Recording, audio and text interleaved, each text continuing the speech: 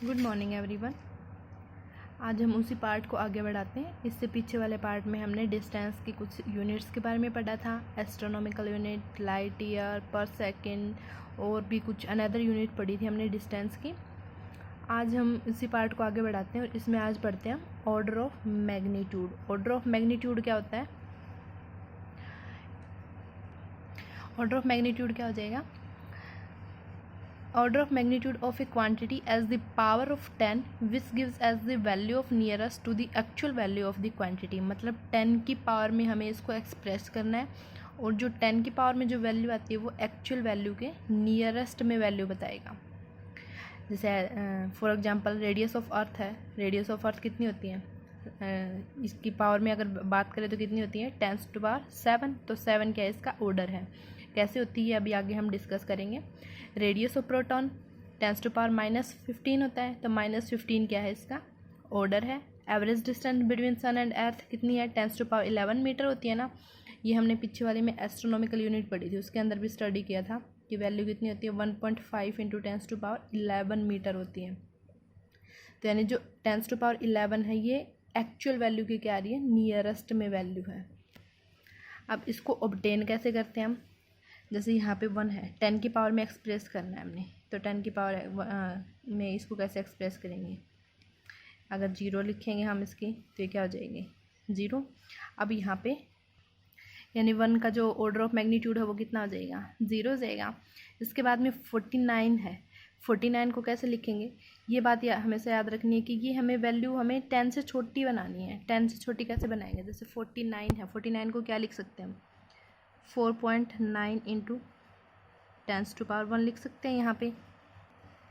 तो इसका order of magnitude कितना हो जाएगा? 1 हो जाएगा। अब एक बात हमेशा याद रखनी है, अगर ये वाली वैल्यू हमारी 5 से लेस देन आती है ना, तो हमें ये इसकी वैल्यू 1 रखनी होती है, और अगर 5 से ग्रेटर या 5 होती है तो इसकी वैल्यू 10 रखनी होती है। कैसे करेंगे हम? देखो यहाँ पे 51 है, 51 को कैसे करेंगे?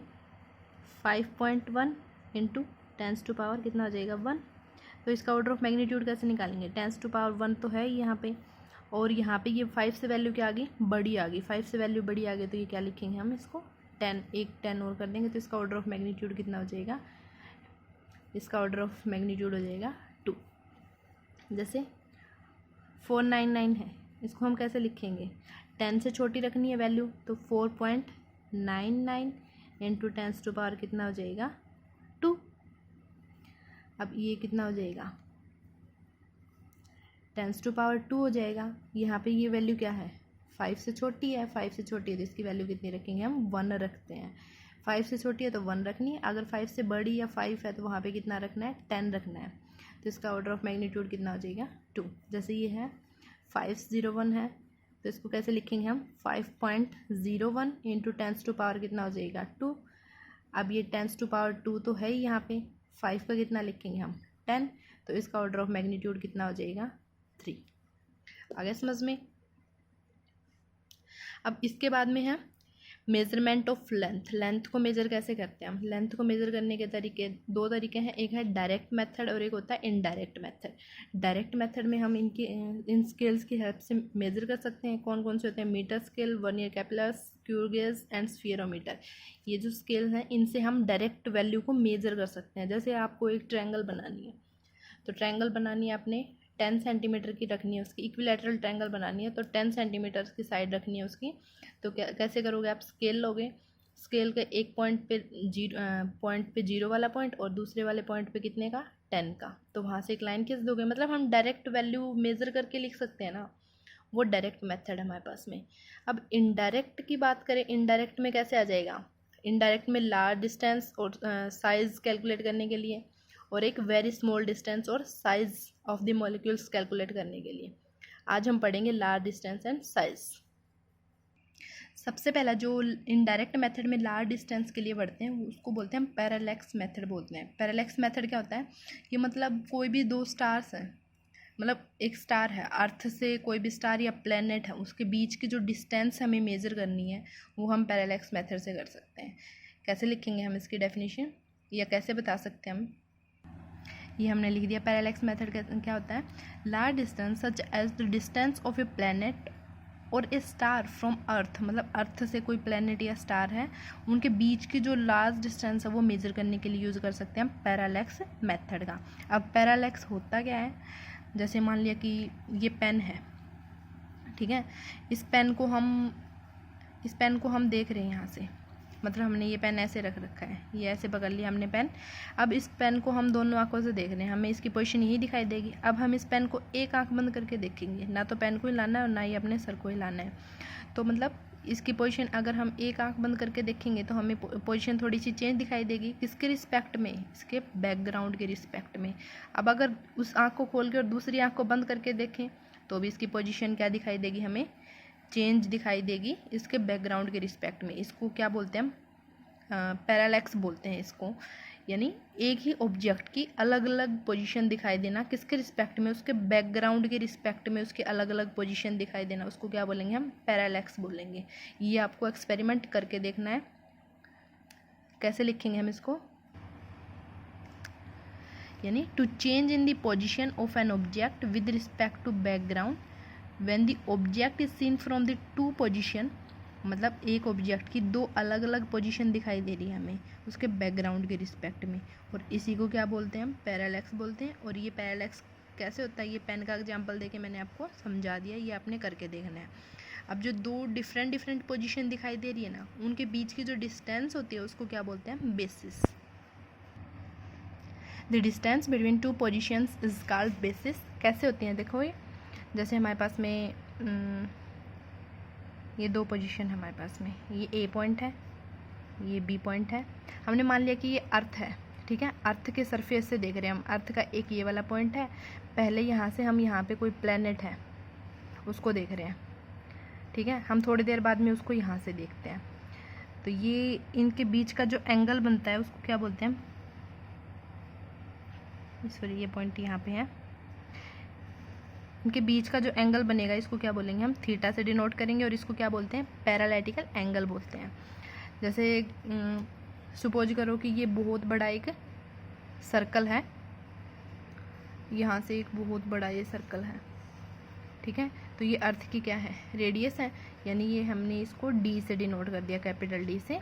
और यहाँ से लेकर यहाँ तक पोजीशन ऑफ टू, मतलब अभी बताया था आपको, पोजीशन ऑफ टू पोजीशन के बीच की जो डिस्टेंस होती है उसको क्या बोलते हैं हम, बेसिस बोलते हैं, यानी हमने इसको डी से डिनोट कर दिया। अब यहाँ पे तो ये डिस्टेंस हमारे पास ऐसे कर्व में आ रही है ना, ये डिस्टेंस किस में हमारे पास में, कर्व में है, लेकिन अगर ये एंगल स्मॉल होता जाए तो डिस्टेंस क्या होती जाएगी, कम होती जाएगी, और एक टाइम ऐसा आ जाएगा कि ये डिस्टेंस जो है वो हमारे पास स्ट्रेट लाइन में आ जाएगी, तो वो हम इसको क्या बोलेंगे, बी बोलेंगे। यहाँ पे मैं लिख देती हूँ, जो डी है वो क्या है, डिस्टेंस ऑफ द स्टार बोल सकते हैं हम, दोनों के बीच की, अर्थ के और प्लैनेट के बीच की जो डिस्टेंस है वो, और बी क्या है यहाँ पे, बेसिस है, और थीटा क्या है यहाँ पे, पैरालैक्टिक एंगल। और अभी देखो ये वाली डिस्टेंस है एज़ कम्पेयर टू ये दो पोजीशन है, इनके कंपेयर में ये वाली डिस्टेंस क्या रहेगी, बहुत ज़्यादा क्या रहेगी, ग्रेटर रहेगी। अगर हम ये ऐसे निकालें, b/d निकालें, तो इसकी वैल्यू क्या आएगी, ये बहुत ज़्यादा स्मॉल रहेगी ना value as compare to d, तो ये वाली वैल्यू क्या आ जाएगी हमारी, 1 से लेस देन आएगी। 1 से लेस देन क्यों आती है, कब आएगी ये, जब थीटा क्या हमारा इज़ वेरी स्मॉल। जब थीटा की वैल्यू कितनी हो, जब थीटा की वैल्यू स्मॉल रहेगी तो ये वाली वैल्यू कितनी आएगी हमारे पास में, 1 से लेस देन आएगी। और हमने प्लेन एंगल में भी तो पढ़ा था, प्लेन एंगल में क्या पढ़ा था, अगर एंगल निकालना हो तो क्या करते हैं हम, आर का अपॉन में क्या करते हैं, रेडियस। और अगर ये हमारा एंगल स्मॉल होती है, ये किसके इक्वल बताया अभी आपको, स्ट्रेट लाइन के, मतलब ये जो लेंथ होती है किसके इक्वल हो जाएगी, हमारे बेसिस के इक्वल हो जाएगी, यानी जो थीटा है उसकी वैल्यू कितनी आ जाएगी, बी, आर का अपॉन में रेडियस, और रेडियस यहाँ से लेकर यहाँ तक की डिस्टेंस कितने ले रहे हैं, डी, यानी ये है एंगल निकालने का मतलब। यहाँ से हम क्या निकाल सकते हैं, एंगल तो निकाल सकते हैं, लेकिन हमें तो डिस्टेंस फाइंड आउट करनी थी। डिस्टेंस यहाँ से निकालेंगे तो कितना हो जाएगा, b/थीटा। और एक बात याद रखनी है, जो ये थीटा ये हमें किस में रखना है, रेडियन में रखना है। नेक्स्ट जो टॉपिक है, इसी के बाद में हम साइज़ कैसे फाइंड आउट करते हैं एस्ट्रोनॉमिकल ऑब्जेक्ट्स का। जैसे हमारे पास में ये अर्थ का सरफेस है, ठीक है, हम यहाँ से मून को ऑब्जर्व कर रहे हैं, ये मून है, और ये मून का क्या है, डायमीटर है। यहाँ से हम मून को ऑब्जर्व करेंगे। मून की एक तो ये वाली पोजीशन होगी ए, एक ये वाली पोजीशन हो जाएगी बी। तो यहाँ से हम जब इसको ऑब्जर्व करते हैं तो इस टाइप से ऑब्जर्व करेंगे ना, तो मतलब यहाँ पे क्या बनता है हमारे पास में, एंगल बनता है ना। ये एंगल कितना दिखा दिया हमने, थीटा। ये वाली डिस्टेंस कितनी है, डी, और ये वाले जो इसका डायमीटर है ये हमने स्मॉल डी से दिखा दिया। फिर से वही लेंगे हम, थीटा क्या होता है, आर्क अपॉन में रेडियस, मतलब आर्क अपॉन में ये वाली डिस्टेंस हो जाएगी ना, तो ये क्या हो जाएगा, डी अपॉन में कैपिटल डी। और हमें क्या फाइंड आउट करना है, इसका साइज़ फाइंड आउट करना है, तो उसके लिए हमें इसके डायमीटर का पता होना चाहिए। तो डायमीटर की वैल्यू कैसे निकाल सकते हैं हम, डी इज इक्वल टू कितना हो जाएगा, थीटा इंटू में डी। और यहाँ पे भी आपने जो थीटा ये किस में रखना है, रेडियन में रखना है। आ गया ना समझ में। इसके बाद में हम कुछ एक वैल्यू फाइंड आउट करते हैं। जैसे हमने पीछे वाले जो वीडियो उसके अंदर हमने पढ़ा था, प्लेन एंगल पढ़ा था, उसके अंदर हमने डिग्री और सेकंड और मिनट के बारे में पढ़ा था। तो अब भी यहाँ पे हम उसी के बारे में पढ़ते हैं कि 1 डिग्री हमारा किसके इक्वल था,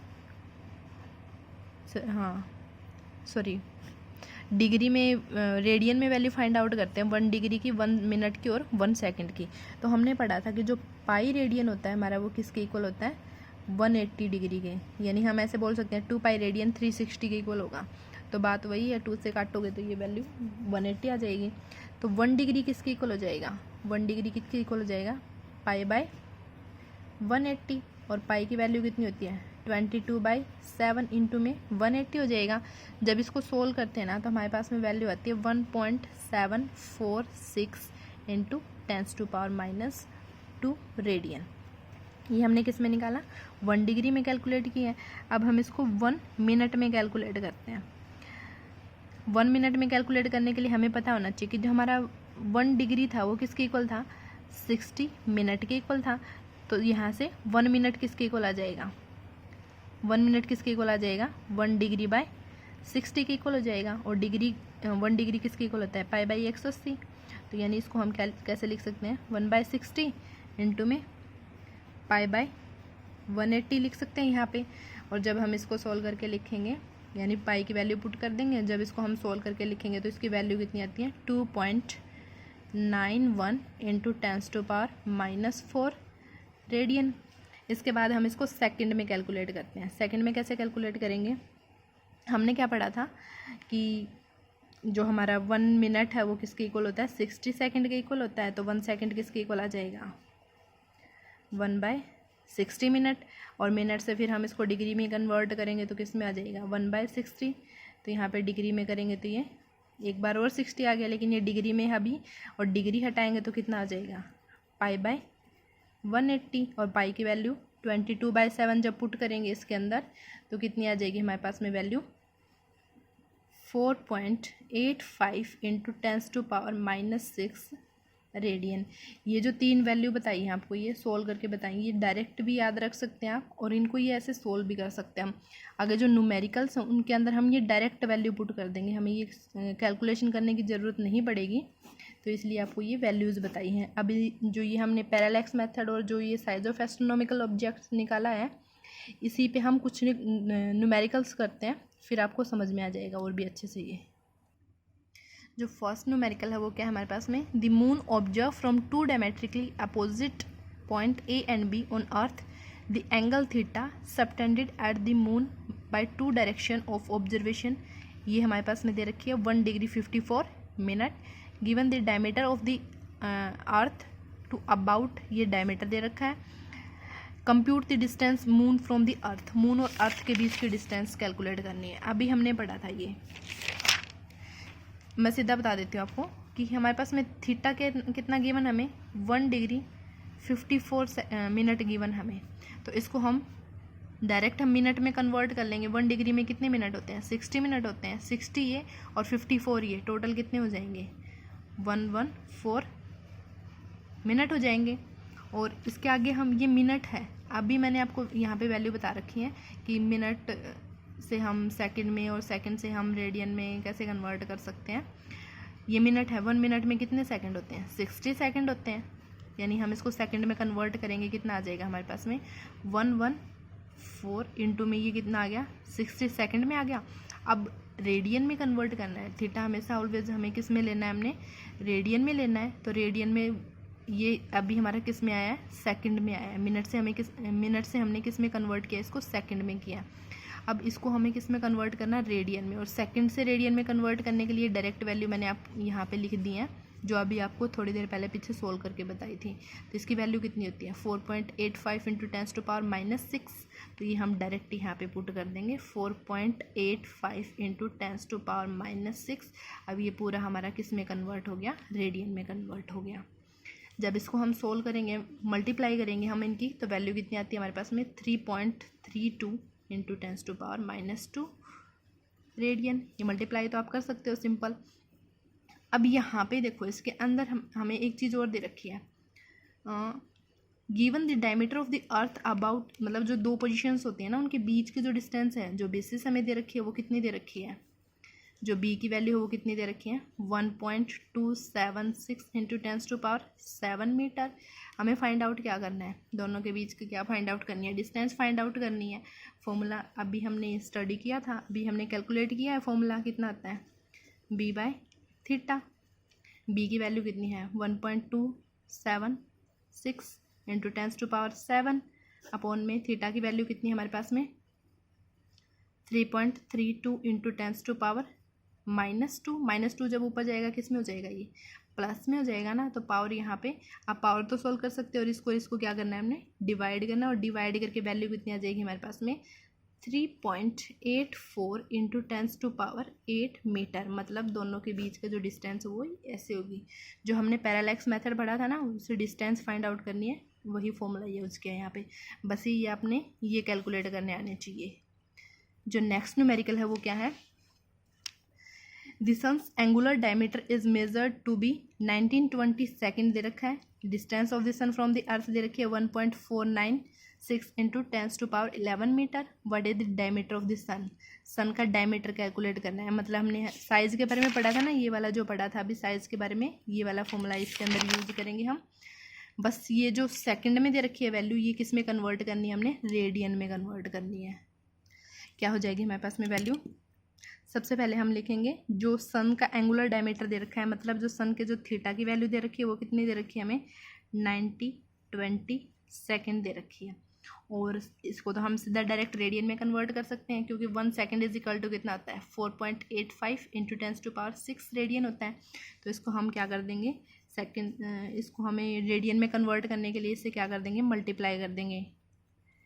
कितना हो जाएगा, 4.85 इंटू 10⁻6 रेडियन। और वैल्यू कितनी आ जाएगी, जब हम इसको मल्टीप्लाई करेंगे तो वैल्यू कितनी आ जाएगी, 9.31 इंटू में 10⁻³ रेडियन।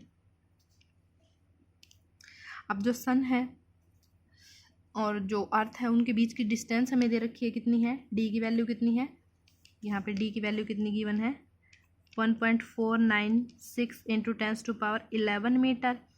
अब थीटा हमारे पास में और डी की वैल्यू है, हमें डायमीटर निकालना है। डायमीटर का फॉर्मूला कितना था, थीटा इंटू में कितना है, डी। ये वाला फॉर्मूला पुट करेंगे। थीटा की वैल्यू कितनी है, 9.31 इंटू 10⁻³ रेडियन इंटू में ये क्या आ जाएगा, 1.496 इंटू 10⁻11 मीटर। इनकी हमें सिंपल अब मल्टीप्लिकेशन करनी है, और मल्टीप्लाई करेंगे तो वैल्यू कितनी आती है, 1.39 इंटू 10⁻9 मीटर। मैंने ये कैलकुलेशन इनकी पहले ही कर रखी है, तो आप एक करके देखोगे तो आपको इजीली समझ में आ जाएगा। ये था, इस पे न्यूमेरिकल्स थे। आई होप आपको ये समझ में आ गया होगा। Thank you.